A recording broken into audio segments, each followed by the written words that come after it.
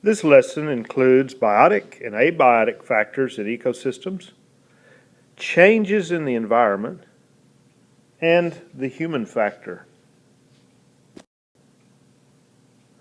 Let's first talk about biotic and abiotic factors. An ecosystem includes all the living, biotic, and non-living, abiotic, resources or components of a particular area. The word ecosystem comes from the Greek word ekos, which means home.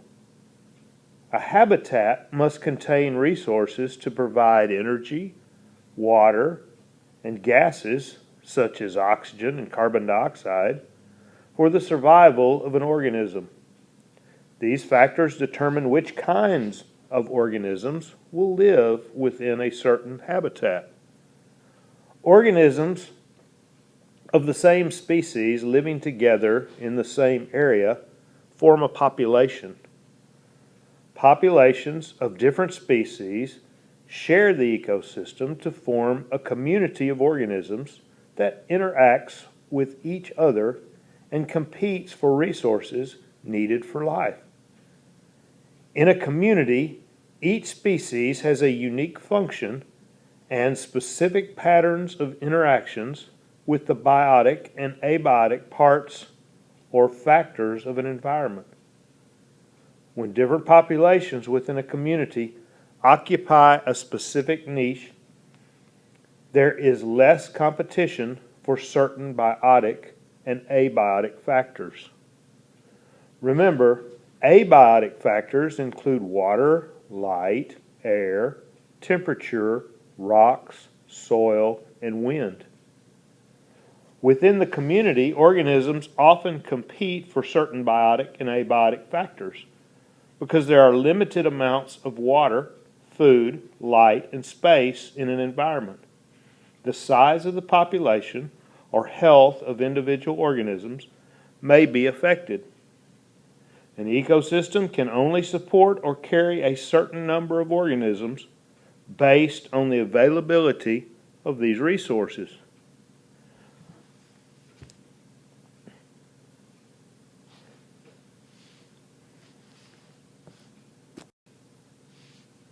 For example, a deer population will change based on the availability of the resources in the ecosystem. When the number of deer exceed the resources, many of the deer will not survive. The carrying capacity, or the number of organisms an environment can support, is driven by limiting factors such as food, water, light, and space. Remember that biotic and abiotic factors limit the size of a population and can also be called limiting factors.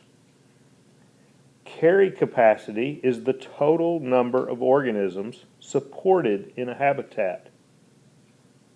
As a population increases in size, more and more individuals compete for these resources.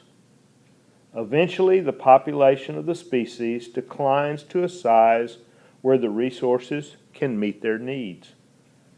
Competition for limited food, water, and space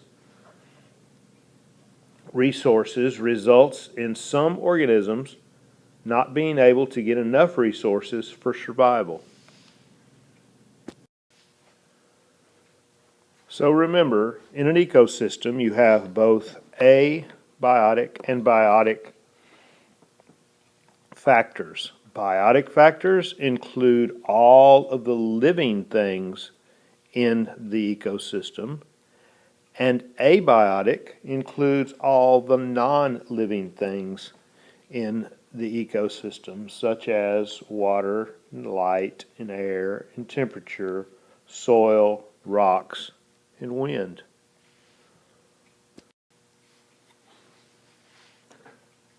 Environmental changes and the effects of environmental changes. All organisms constantly interact with their environments. Any change in biotic or abiotic factors can cause short or long-term changes in the environment. All living things have traits that might help them survive or respond to their changing environment. There are several ways that an organism might survive in a changing environment.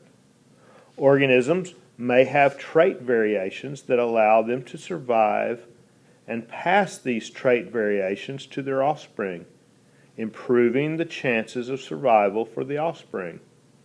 For example, an organism's ability to blend in with its environment improves its chances for survival.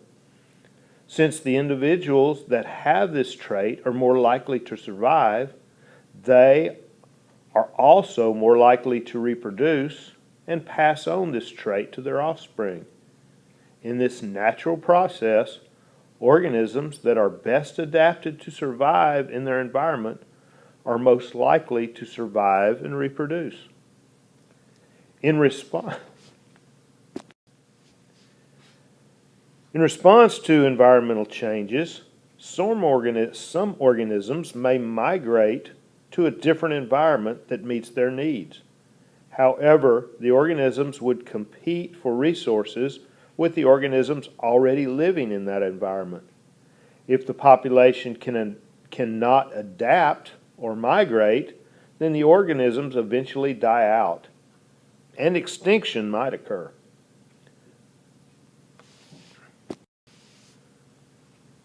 During the history of the earth, there have been many changes in the abiotic and biotic factors of habitats and ecosystems.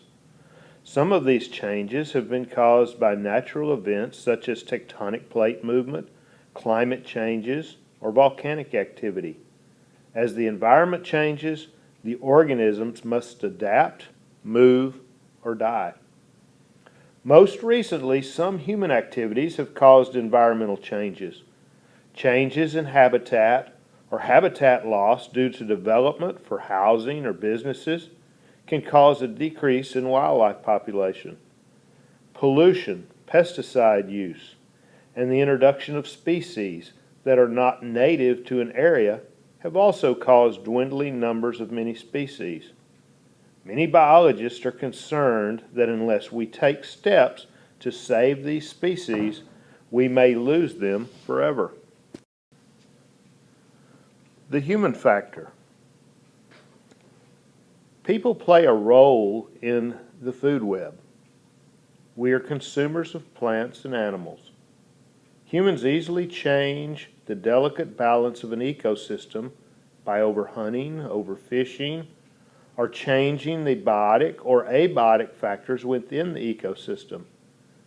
Debris like old ships, tires, culvert pipe, bridge beams are sunk in certain areas of the ocean. Sometimes oil or other hazardous materials can leak from the sunken remains, or the sunken materials may move and damage the ecosystem. Example, the growing human population in the world needs more food. Farmers use fertilizers and pesticides to increase food production to meet the demand. Excess fertilizers and pesticides found in rain runoff pollute streams, rivers, and oceans. In some cases, the fertilizers cause an algae bloom or a sudden increase in the concentration of plankton, sometimes called red or brown tide. As the large population of algae dies, bacteria feed on it.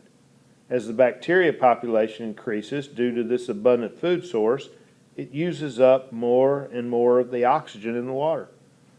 The lack of needed oxygen in the water can cause the deaths of massive amounts of fish and other organisms in the areas of the Gulf of Mexico.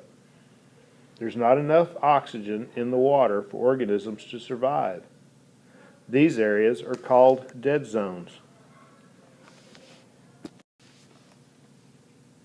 In an effort to help some organisms to survive, people create areas that provide space and shelter for organisms to live. Many subdivisions and cities provide natural areas for displaced organisms to live. In the ocean, artificial reefs, are built to help support new populations of the community. So to review, ecosystems are made up of biotic, living, and abiotic, non-living factors. As these factors change, ecosystems change. Sometimes these changes are natural, and sometimes these changes are created by human activity. Think of the human activities that may result in changes in our ecosystems. Things like global warming and deforestation, depletion of the ozone in our atmosphere. All these things and many others can change ecosystems around the globe. These changes can harm ecosystems and even create extinctions in many instances. So the human activities on the earth can create very difficult situations for natural ecosystems.